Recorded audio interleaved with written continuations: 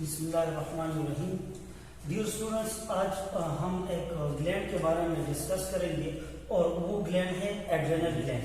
और adrenal gland का दूसरा नाम जो है सुप्रारेनल ग्लैंड भी है। इसको सुप्रारेनल ग्लैंड इसीलिए कहा जाता है क्योंकि ये किडनी के ऊपर मौजूद है इसी फॉर्म में। अगर ये किडनी है और इसी फॉर्म में ये मौजूद होता है और इसी वजह से इसको सुप्रारेनल ग्लैंड कहा जाता है। अब अगर इसकी लोकेशन की बात की जाए तो ये एंडोक्राइन ग्लैंड है और ये टॉप ऑफ द किडनी पे, मतलब ये पैर के फॉर्म में एड्रेनल ग्लैंड मौजूद होंगे।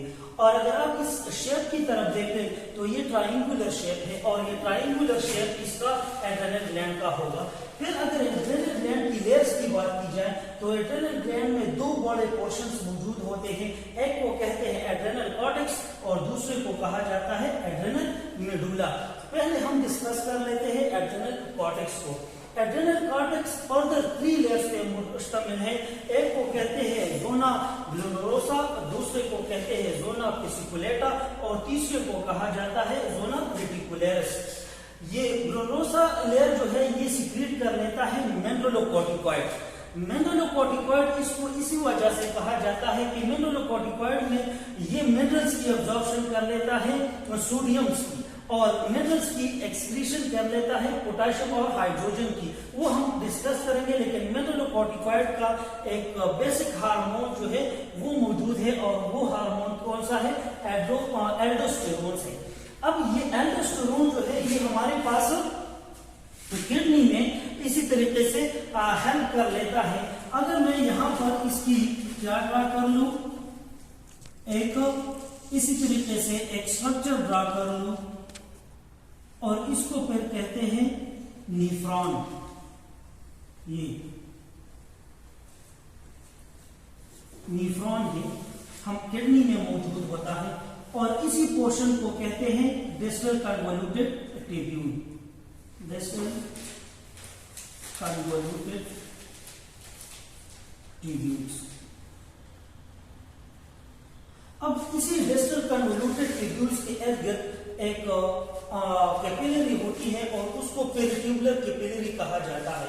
अब ये पेरिट्यूबुलर कैपिलरी का काम क्या है? यहाँ पर अगर सोडियम है, यहाँ पर सोडियम की मिकदार ज्यादा है, यहाँ पर पोटेशियम की मिकदार ज्यादा है या हाइड्रोजन की मिकदार जो है ये यहाँ पर ज्यादा है और हमारी बॉडी में वाटर की क्या आ जाती है? हमारी बॉडी में सोडियम और वाटर की कमी आ जाती है। तो यहाँ से ये क्या होता है? इसकी एब्जॉर्प्शन स्टार्ट हो जाती है। मतलब ये कि एल्डोस्टेरोन हार्मोन के जरिए से यहाँ पर क्या सोडियम की रीएब्जॉर्प्शन होगी। इसी तरीके से जब सोडियम की रीएब्जॉर्प्शन होगी तो साथ ही साथ किस चीज की एब्जॉर्प्शन होगी? वाटर की भी एब्जॉर्प्शन होगी। जब वाटर की एब्जॉर्प्शन होगी तो यहाँ पर जो एक्सेसिव पोटेशियम है वो भी यहाँ पर आएगा, एक्सेसिव प्रोटॉन है वो भी यहाँ पर इसकी एब्जॉर्प्शन होगी, मतलब सिक्रीशन होगी। तो यहाँ पर रीएब्जॉर्प्शन का टर्म मैं लिख लेता हूँ, रीएब्जॉर्प्शन का, और यहाँ पर मैं लिख लेता हूँ एक्सक्रीशन का। मतलब ये कि ये टॉक्सिक सब्सटेंसेस हैं हमारे ब्लड में और ये हमारे ब्लड से डिस्टल कन्वोल्यूटेड ट्यूब्यूल में जाएंगे और डिस्टल कन्वोल्यूटेड ट्यूब्यूल में ये हम यूरिन के फॉर्म में हमारे बॉडी से निकल जाएंगे और इसी तरीके से सोडियम और वाटर की रीएब्जॉर्प्शन जो है वो हो जाती है। अब अगर यहाँ पर आप लोग देख लें तो मैंने यहाँ पर लिखा हुआ है कि responsible for the renal absorption of sodium and water and excretion of potassium and proton। और इसी तरीके से प्रोटॉन और सोडियम की क्या हो जाती है? एब्जॉर्प्शन जो है वो हो जाती है। और फिर देखिए मैंने यहाँ पर सोडियम और वाटर की रीएब्जॉर्प्शन कर ली है और प्रोटॉन और हाइड्रोजन को, पोटेशियम और प्रोटॉन को क्या कर लिया है? इसकी एक्सक्रीशन कर दी है।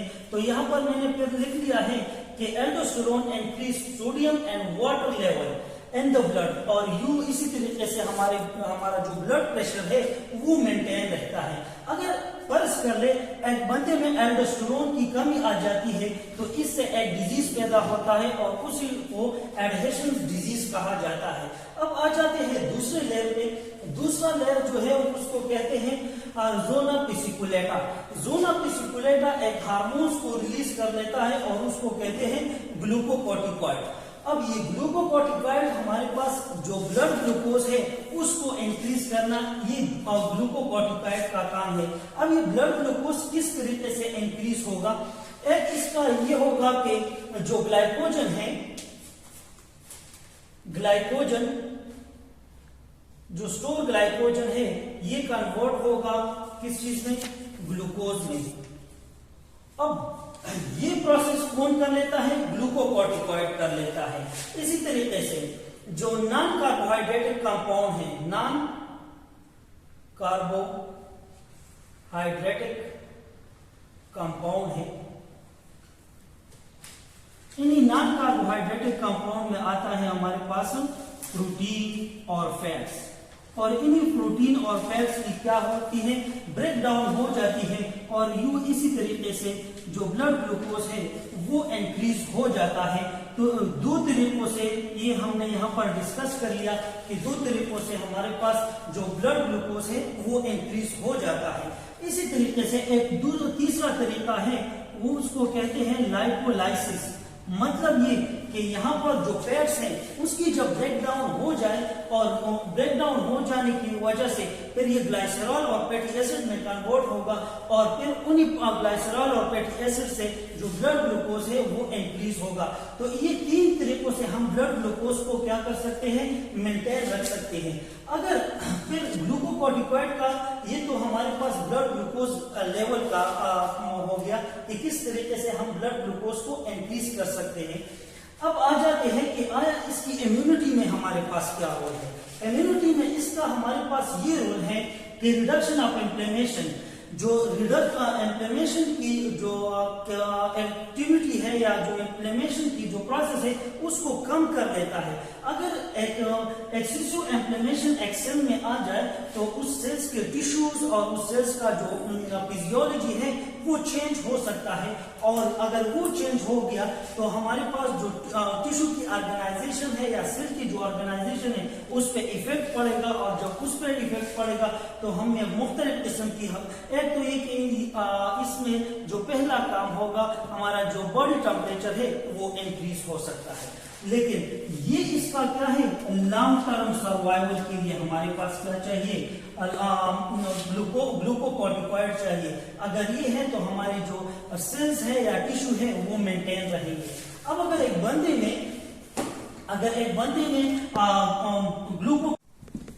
बंदे में ग्लूकोकॉर्टिकॉइड की कमी आ गई तो इससे भी एक डिजीज कास्ट हो सकता है और उसको कहते हैं पोषण डिजीज कहा जाता है। ये तो हमने दो लेयर के बारे में पढ़ लिया। अब एक तीसरा लेयर है और उसको कहते हैं जोना रेटिकुलरिस। ये जोना रेटिकुलरिस वो लेयर है जिससे गोनाडोकॉर्टिकॉइड हार्मोन्स की सिक्रीशन होती है। लेकिन ये गोनाडोकॉर्टिकॉइड का सिक्रीशन इसको सेक्स हार्मोन भी कहते हैं। लेकिन यहाँ पर जो सेक्स हार्मोन की सिक्रीशन होगी वो क्या होगी? स्मॉल अमाउंट में होगी। मतलब ये कि जिस तरह से टेस्टोस्टेरोन या ओवरी में सेक्स हार्मोन की सिक्रीशन होती है उसी अमाउंट में इससे वो सिक्रीशन नहीं होगी। एंड मैन, चाहे मेल हो या फीमेल हो, ये दोनों में कॉमन इसकी सिक्रीशन होती है।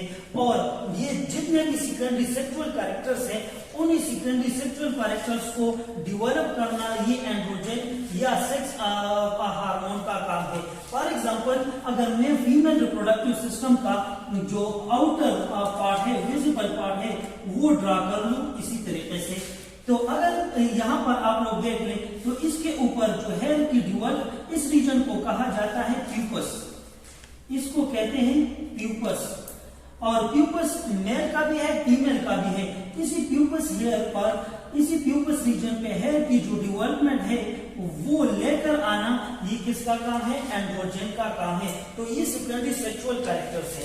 इसी तरीके से बोथ मेल एंड फीमेल में लिबिडो, मतलब ये कि ये सेक्स का डिजायर, जो सेक्स की जो ख्वाहिश है वो मेल और फीमेल में दोनों को लेकर आना, ये गोनाडोकॉर्टिकॉइड हार्मोन का ही काम है। अब ये हमने तो एड्रेनल कॉर्टेक्स का कर लिया। अब आ जाते हैं किसके बारे में, अब आते हैं एड्रेनल न्यूडुला पे। तो एड्रेनल न्यूडुला हमारे पास आ जाता है एक्टोडर्मल एंड ओरिजिन है, ये एक्टोडर्म से एराइज हुआ है। ये क्या कर लेता है, इनमें दो हार्मोन्स की सिक्रीशन होती है, एक एपिनेफ्रिन हार्मोन है, दूसरा है नॉरएपिनेफ्रिन हार्मोन्स है।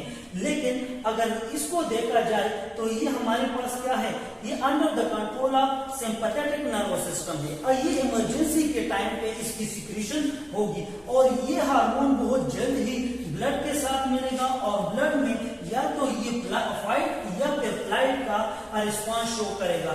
लेकिन ये क्या होगा, शॉर्ट टर्म रिस्पॉन्स होगा। वो क्या होगा, शॉर्ट टर्म रिस्पॉन्स होगा। शॉर्ट टर्म रिस्पॉन्स से मतलब ये है यहाँ पर कि जो गुस्सा है या जो भागने का काम है या फिर लड़ने का जो काम होता है वो थोड़े टाइम तक होता है, क्योंकि ये एपिनेफ्रिन एक्चुअल में न्यूरोट्रांसमीटर है और जो नर्वस सिस्टम की में काम में आते हैं। तो एपिनेफ्रिन जो है ये 80% इसकी सिक्रीशन होती है और नॉरएपिनेफ्रिन की 20% इसकी सिक्रीशन होती है। अब ये इन दोनों हार्मोन्स की सेम इफेक्ट है, मैं यहां पर लिख लेता हूं सेम इफेक्ट। जो दूसरे गाइड वगैरह है इन्होंने इनके अपोजिट लिख लिए हैं, ये अपोजिट नहीं है, इन दोनों हार्मोन्स की सेम इफेक्ट मौजूद है, लेकिन इसकी एबंडेंस के लिहाज से ये क्या है, मुख्तलिफ है इनके काम। अगर देखा जाए तो एपिनेफ्रिन हमारे पास 80% है, ये इंक्रीज ब्लड ग्लूकोज लेवल, ये ब्लड ग्लूकोज लेवल को क्या कर लेता है, इंक्रीज कर लेता है। लेकिन किस तरीके से, यहाँ पर हमारी बॉडी में ग्लाइकोजन मौजूद है और ये ग्लाइकोजन कन्वर्ट हो जाता है किस चीज में, ग्लूकोज में। तो इनकी कन्वर्जन को तेज करना ये एपिनेफ्रिन का काम है। फिर इसको दोबारा नॉर्मल लेकर आना ये किसका काम है, नॉरएपिनेफ्रिन का काम है। लेकिन नॉरएपिनेफ्रिन की जो एबंडेंस है वो 20% है, मतलब ये कि ये नॉरएपिनेफ्रिन की जो सिक्रीशन है वो 3 टाइम या 4 टाइम होगी तभी ये नॉर्मल पे आएगा। इसीलिए मैंने यहाँ पर लिख लिया है कि यहाँ पर अगर एक ब्लड ग्लूकोज लेवल पर 80% है तो यहाँ पर ये तभी नॉर्मल होगा जब नॉरएपिनेफ्रिन की सिक्रीशन में यहाँ पर ईपी लिख लेता हूं और यहाँ पर मैं लिख लेता हूं नॉरएपिनेफ्रिन।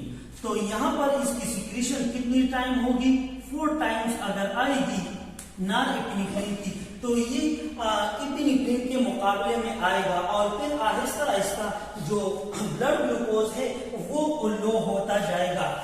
अब इसी तरीके से इंक्रीज हार्ट बीट, अगर हार्ट बीट ज्यादा हो जाती है तो वो ज्यादा होना किसकी वजह से है, एपिनेफ्रिन की वजह से है। लेकिन उसी हार्ट बीट को नॉर्मल पे लेकर आना नॉरएपिनेफ्रिन का ही काम है। हाँ, वही बात हो गई कि वो टाइम्स का मुकाबला आएगा, एक ने 120 टाइम्स ज्यादा कर लिया है तो इसकी सिक्रीशन 60 टाइम जो है वो ज्यादा होगी। फिर इसी तरीके से जो ब्लड प्रेशर है वो भी इंक्रीज होगा तो उसको नॉर्मल पे लेकर आना ये किसका काम है, ये नॉरएपिनेफ्रिन का काम है।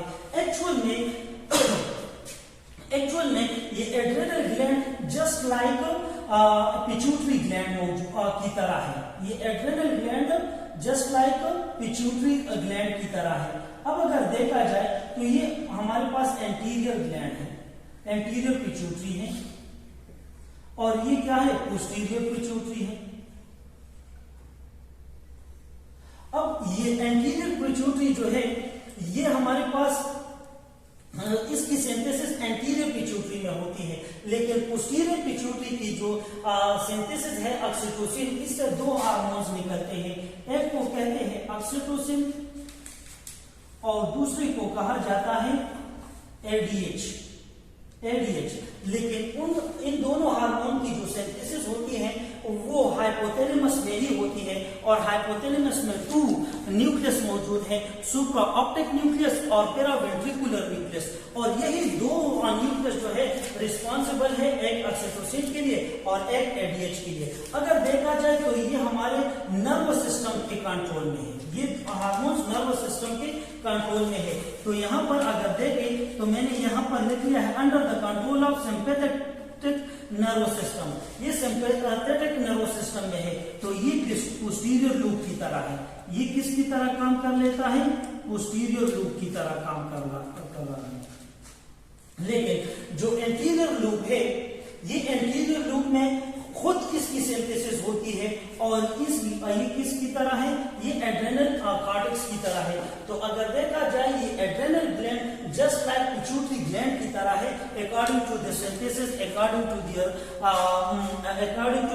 सिंथेसिस। अब ये तो हमने इसकी बात कर ली। अगर हमारी बॉडी में इसकी अगर फ्लक्चुएशन आ जाए तो इससे मुख्तलिफ किस्म के जो डिजीजेस है वो आ सकते हैं, और ये डिजीजेस हमारे लिए क्या होंगे, बहुत ही संगीन साबित हो सकते हैं।